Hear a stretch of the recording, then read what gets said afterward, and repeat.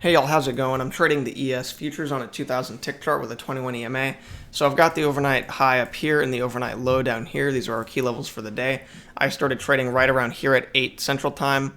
So starting off, you can see we had this leg down here and then a break and a second leg down. On a big picture, we can tell this is really just one leg down. It's a pretty sharp move down even with all that, that correction right there.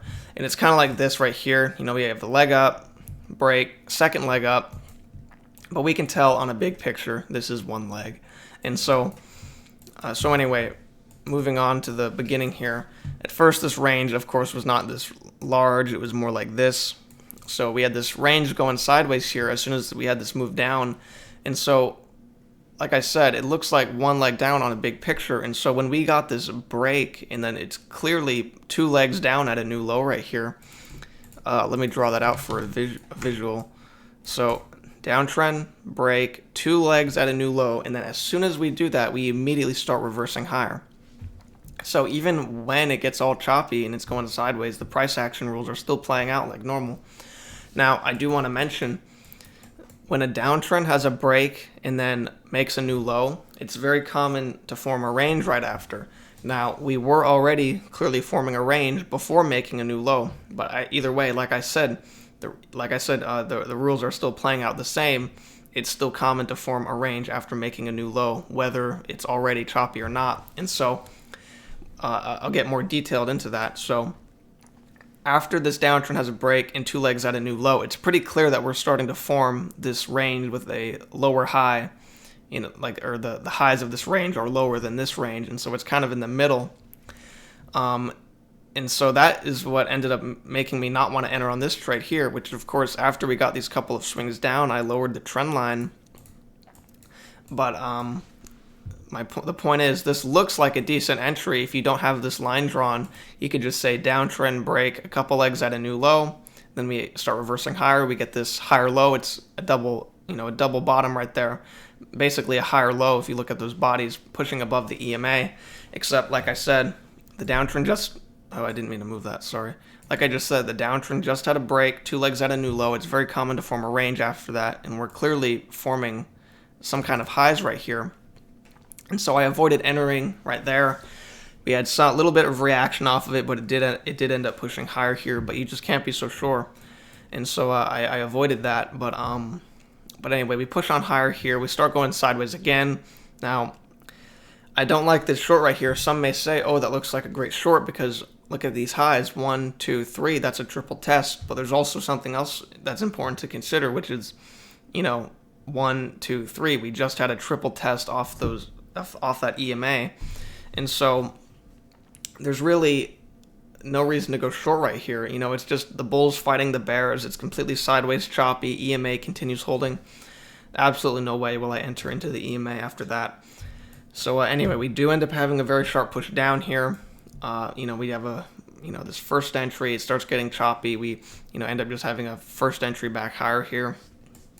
It kind of looks like that symmetry trade right there, that symmetry move. It's very common for when a price has a spike in one direction, it'll spike in the other direction.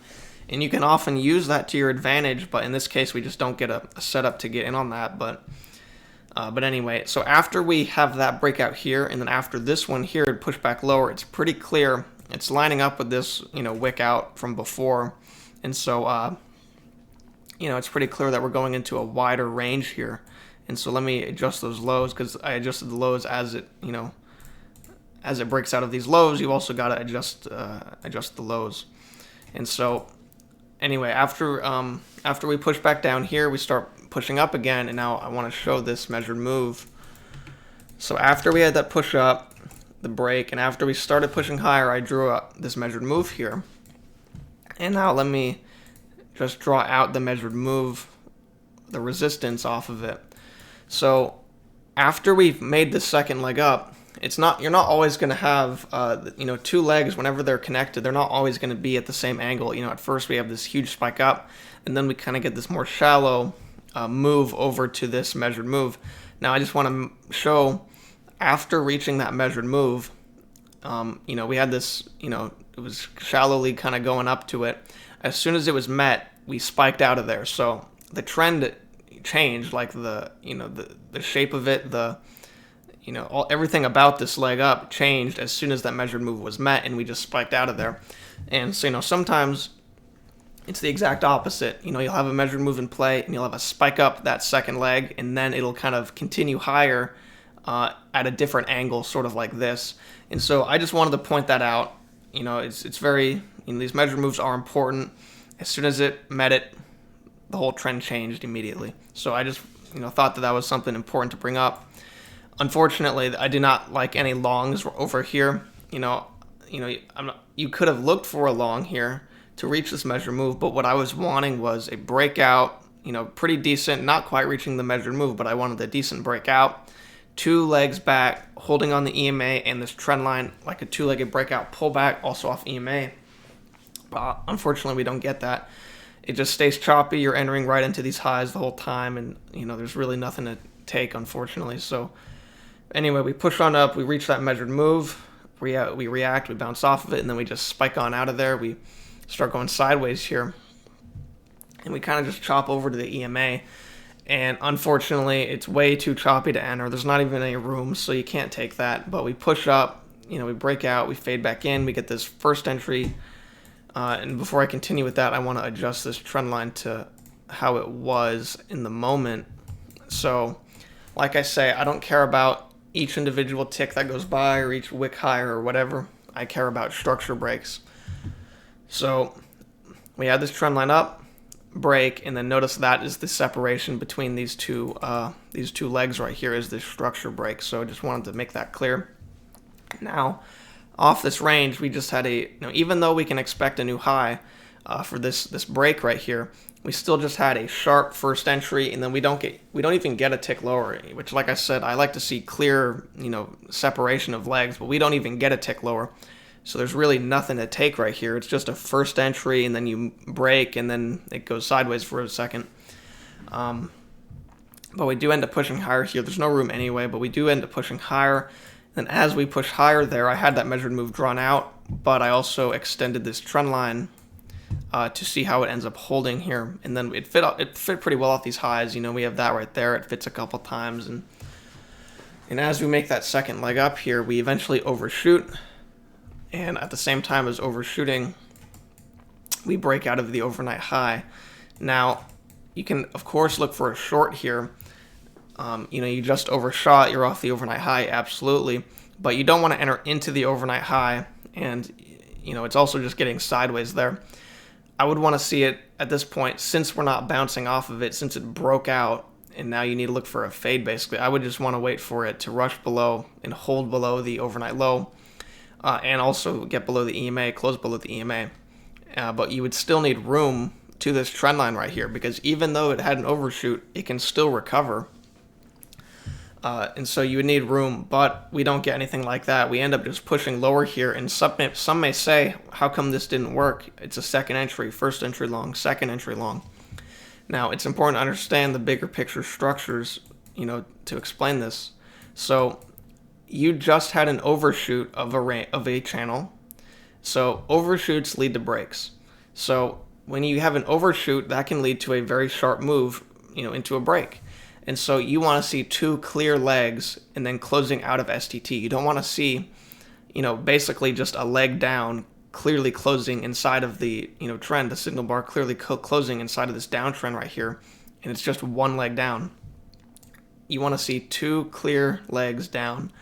Now, the other thing is that you're off of the overnight high. Now, just like an overshoot can lead to a sharp move down, if you're off of an overnight high, that's a major key level there. So you really want to see 2 legs down before entering long after bouncing off of it. Same thing down here. If you come off an overnight low, and you get 1 leg up, you don't want to immediately go short. You just came off a major level. You got to wait for a couple legs.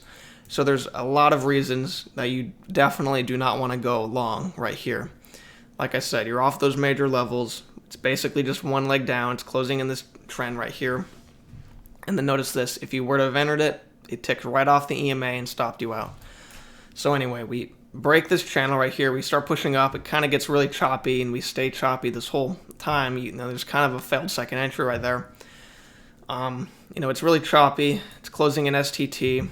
and it also, on the small picture right here,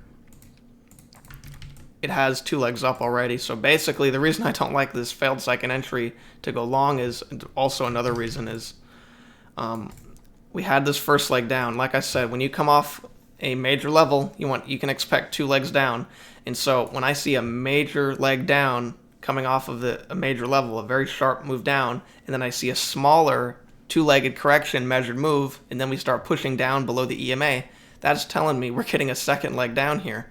So no way was I going to take this long right into STT. It was also kind of choppy, considering we could easily make a second leg down. Once again, I just want to make this clear. Coming off this major level and the overshoot, it immediately led to a break. You can absolutely expect 2 legs down, and then we have this 2-legged correction measured and then pushing below. No way am I going to go long right there. Now, it does end up working here, but I'm telling you, it doesn't mean it's going to work out like that next time. You gotta spot these bigger picture structures. You gotta learn how to read the bigger structures. I mean, some people scalp. That's fine. You don't have to see as much of the big picture stuff if you're going for really small targets. But if you're looking to get into bigger picture, swings and going for larger targets and looking at larger structures, then you gotta learn how to spot this stuff. But anyway, so we push up, we reach that measured move. As soon as we reach that measured move, measured move higher right there, basically to the tick, we reverse back down. And then that leads into this lower high entry right here. So, like I said, not only is it after these 2 legs up right here perfectly measured, also look at these red arrows right here. We have the first leg up, break, and then second leg up. Now, like I said, this second leg up here, it might be hard to connect it to this first leg here because it's at such a different angle than this first leg. But just like this down here, we have a spike up, break, and the second leg is a whole lot more shallow. It's a lot more at a healthier angle, up until that measured move. Same thing right here. We have a spike up on the break, and the second leg here is a lot more shallow. It's at a more healthy angle of a, longer lasting trend basically than a spike. So I just hope you can see that right here. Spike up, break, second leg up is a lot more shallow, and then compare that to this smaller picture example. Spike up, break, second leg is a lot more shallow, and it clearly are still connected. And as soon as that measured move is met, it starts spiking out. So I just want you to see these. I just want you to see how these legs work right here. I hope this is a good example I hope this helps ingrain it in your mind with this smaller picture example next to this larger one. So anyway, where was I? I kind of got distracted from over here. So yeah, anyway, we had this lower high. Yeah, I kind of forgot exactly what I was explaining. But anyway, so we had this lower high right after those 2 major legs up, as well as this measured move being met. We rushed back below, perfect area to fade. On a big picture, you have a triple test. You have 1, 2, 3 bounces around the same area, clearly all reacting to the overnight high. This is what formed our overnight high. Clear reaction here, and when we broke out here, we immediately faded and then got this great looking lower high. And so we ticked higher than that last bar, and we're immediately entering on their stop losses. Now, there's going to be some longs that have their stop losses down here, but there's going to be a lot of people, a lot of scalpers in particular, that are going to have their stops right below this green bar right here. They're going to say it's rushing above the overnight high, it's rushing above the EMA, I'm going to buy here, but they fail to see the bigger picture structures that are in play. And so that allows us to that allows us to go short directly on their stop losses, which of course their stop losses are sell orders, which is going to help us in our short trade. Of course, also I want to point out right here, this entry right here is perfectly within this measured move. And then notice how as soon as that measured move is met, that's when it starts, trying to push back higher there. And it kind of breaks this, pattern of this move down, going along with this leg right here. As soon as it's met, we try to reverse. So just wanted to point out right here, these big picture structures are very important. And so anyway, now I don't like this short right here. You can see it works out. You got a second entry short. It's not very big picture, but it is off that trend line. It is off that EMA, but there's other things that are wrong with it. For instance, you can clearly see here, we're going in this wider range. I should have drawn this before explaining this stuff over here too, but I just want to show this now. you're right into this low right here. You just broke out. You could try to fade back in. You don't want to enter short right into that. But, you know, if you entered it, you know, I see what you were thinking, but there's just a few things wrong with it. It was right at the end of this measured move as well, which you can enter on, like, breakout pullbacks of measured move levels, but this is just not the place to do it. You know, price is trying to fade this range up higher here. You don't want to enter short right into it. Notice as soon as we pushed out of it, we immediately start fading back in. So, you know, and it's not like you're having a good breakout pullback off it either. It's directly into it, unfortunately. So I don't like that there, but we do end up pushing higher here. You can see we have a couple legs up, and then we're starting to push back down here. I want to just see if these are measured. Yeah, it looks like they're not, but notice how looks like it attempted to reach it a second time there. And so, yeah, that's really going to do it for this video. I hope it helped out in some way. I hope this video helps you see the larger picture structures and, you know, and my reasons for doing things and, you know, the way that I trade and everything.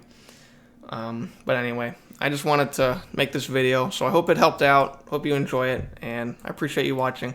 So see you next time.